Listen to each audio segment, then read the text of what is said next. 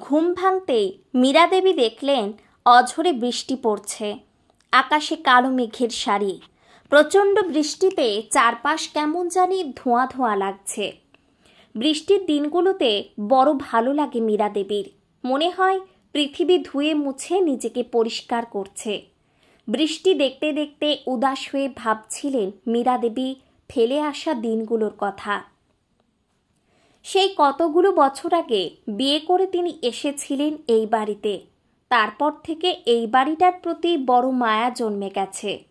বাড়িটায় ছোট্ট দুটো ঘর, মাথার টালির চাল আর বাড়ির চারপাশে কাঠের বেড়া দেওয়া।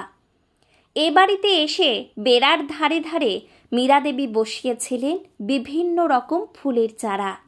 আজও গাছগুলোতে ফুলে ভরে থাকে। মীরা দেবীর স্বামী সন্তোষবাবু ছিলেন শহরের একটা ছোট্ট বেসরকারি স্কুলের শিক্ষক। বিয়ের পর স্বামী সংসার নিয়ে বেশ ভালোই ছিলেন মীরা দেবী।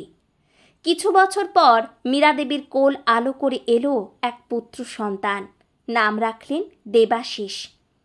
দেবাশিস আস্তে আস্তে বড় হতে থাকলো, লেখাপড়া শিখতে থাকলো। দেবাশিস ছিল খুবই মেধাবী ছাত্র, কিন্তু হঠাৎ দুর্ভোগ নেমে এলো সংসারে। শহর থেকে ফেরার পথে এক দুর্ঘটনায় মারা গেলেন সন্তোষবাবু। মীরা দেবীর দেওরের সামান্য আয়, তার মধ্যে অন্তঃসত্ত্বা স্ত্রী, আবার মীরা দেবীও তার সন্তানের লেখাপড়া। বাড়িতে অশান্তি শুরু হলো। মীরা দেবী বাড়িতে সেলাই করে, বাড়ির বাগানে বিভিন্ন সবজি চাষ করে দেওরকে সাহায্য করার চেষ্টা করতে থাকলেন। এইভাবে কোনো রকমে চলতে থাকলো সংসার। দেবাশিস তখন ক্লাস 8-এর একজন কৃতী ছাত্র। দেবাশিসের লেখাপড়াতে মন দেখে ওর কাকা সবসময় ওকে উৎসাহিত করত। কিছুদিন পর আবার বাড়িতে এলো সন্তোষবাবুর ভাই শশাঙ্কের মেয়ে তুলি। ছোট্ট তুলিও বড় হতে থাকলো।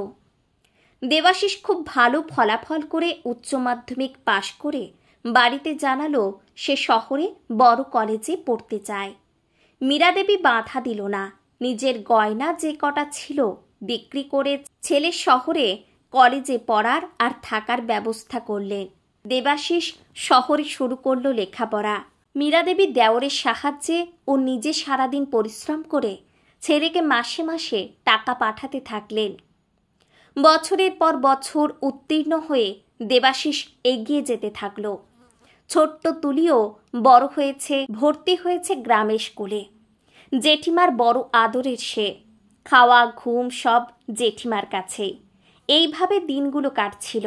অনেকগুলো বছর কেটে গেছে। লেখাপড়া শিখে দেবাশিস এখন এক নামজাদা ব্যাংকে চাকরি করে। বাড়িতে খুব কমই আসে। টাকা জমিয়ে চেষ্টা করছে শহরে নিজের ফ্ল্যাট কেনার। মীরা দেবী মাঝে মাঝে ভাবেন, এখন কি ছেলেটা পারে না পরিবারের পাশে দাঁড়াতে? বাবা সবসময় মানুষের এত সেবা সাহায্য করতেন, কিন্তু ছেলে এত স্বার্থপর হলো কিভাবে? কিছুদিন পর দেবাশিস মাকে জানালো সে তার বান্ধবী ডোনাকে বিয়ে করতে চায়। ডোনার বাবা রাজি। তিনি মেয়ে জামাইকে থাকার জন্য একটা ফ্ল্যাটও কিনে রেখেছেন। মীরা দেবী সব শুনে বললেন, তোমার যেটা ঠিক মনে হয় সেটাই করো। কয়েক মাস পর দেবাশিস ফিরল স্ত্রীকে নিয়ে বাড়িতে। মীরা দেবী বড় ব্যথা পেলেন মনে। একমাত্র ছেলে, বিয়ের কথা মাকে বললও না। তবুও বরণ করে বৌমাকে ঘরে তুললেন। কিন্তু এই ছোট্ট ঘরে বেশি সময় থাকা ডোনার অসহ্য মনে হলো।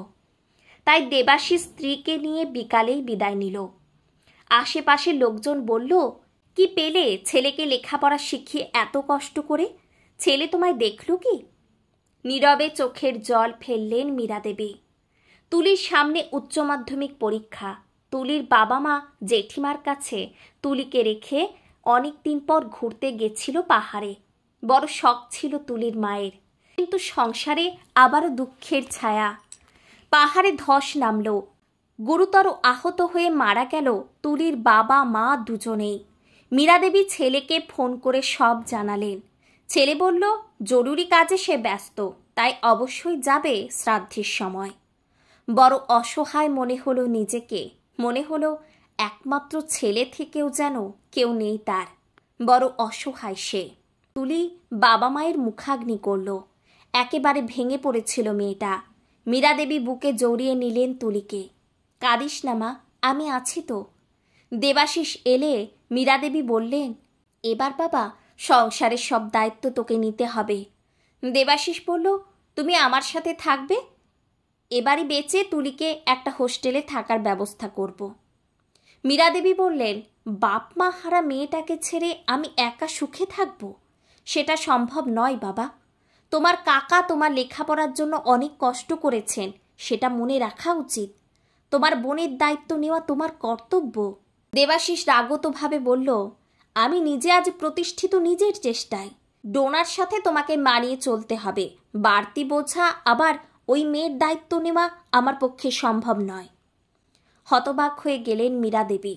আজ তিনি ছেলের কাছে বোঝা মাত্র। চোখ থেকে জল গড়িয়ে পড়ল। কঠোর স্বরে বললেন, এই বাড়ি বিক্রি নিয়ে তোমাকে ভাবতে হবে না। তুমি তোমার সংসার নিয়ে থাকো। আমি তুলিকে নিয়ে এই বাড়িতেই থাকবো।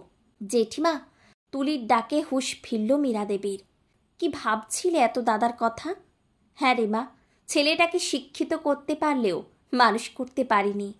পরিশ্রম করে মীরা দেবী তুলিকেও আজ শহরের কলেজে পড়িয়েছেন। তুলি যেমন মেধাবী তেমনই পরিশ্রমী। রোজ ট্রেনে চেপে শহরের কলেজে পড়তে যায়, আবার টিউশন পড়িয়ে বাড়ি ফেরে। জেঠিমাকে একা থাকতে দেয় না একদম। দেবাশিস আর গ্রামের বাড়িতে ফেরেনি। মা বোনের খোঁজ নেওয়ার প্রয়োজন মনে করেনি। নিজের কেরিয়ার নিয়ে ভীষণ ব্যস্ত সে। অনেকগুলো বছর কেটে গেছে। বাবা হয়েছে দেবাশিস। ব্যাংকে নতুন ম্যানেজার এসেছেন আগের দিন। সবাই ওয়েলকাম করেছে। দেবাশিস অনুপস্থিত ছিল, তাই আজ এসেছে নতুন ম্যাডাম তুলিকা দত্তকে ওয়েলকাম জানাতে। ম্যানেজারের ঘরের দরজাটা খুলতেই হতবাক দেবাশিস। তার সেই ছোট্ট বোন তুলি বসে আছে চেয়ারে, যার দায়িত্ব নিতে সে অস্বীকার করেছিল একদিন। তুই মানে আপনি তুলি তো? ঠিক চিনলাম না তো আপনাকে। কে আপনি? তুলি উত্তর দিল। পাশ থেকে রায়বাবু বললেন, দেবাশিস বাবু, নতুন ম্যানেজার ম্যাডামের সাথে কিভাবে কথা বলছেন আপনি? যা হোক করে ওয়েলকামটা বলে পালিয়ে এলো দেবাশিস সেখান থেকে। বিবেকের দংশন যেন কুড়ে কুড়ে খাচ্ছে ওকে। বেশ কিছুদিন পর নতুন ম্যানেজার ম্যাডামের থেকে ইনভিটেশন পেল সবাই তার জন্মদিন উপলক্ষে। এত বছর ধরে তুলির প্রতিটা জন্মদিনে নিজের হাতে পায়েস খাইয়েছেন মীরা দেবী।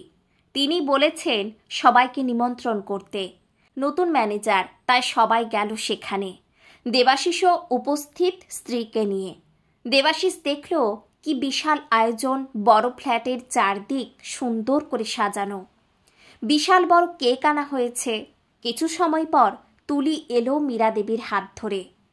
দেবাশিস দেখল গরদের শাড়ি আর হালকা গয়নাতে কি সুন্দর লাগছে তার মাকে। সবাই আনন্দ করছে। কেক কাটা হলো। মীরা দেবী সবার উদ্দেশ্যে বললেন, আপনারা সবাই আমার মেয়ের জন্য শুভকামনা করবেন, যাতে ওর ভবিষ্যৎ আরও উজ্জ্বল হয়। তুলি জড়িয়ে ধরল মীরা দেবীকে। মীরা দেবী স্নেহের চুম্বন এঁকে দিলেন তুলির কপালে। সবাই হাততালি দিচ্ছে, আর সেদিকে ফ্যাল ফ্যাল করে তাকিয়ে আছে দেবাশিস। মীরা দেবী মেনে নিয়েছেন তার একটাই সন্তান, যাকে তিনি শিক্ষিত করে প্রকৃত মানুষ করতে পেরেছেন।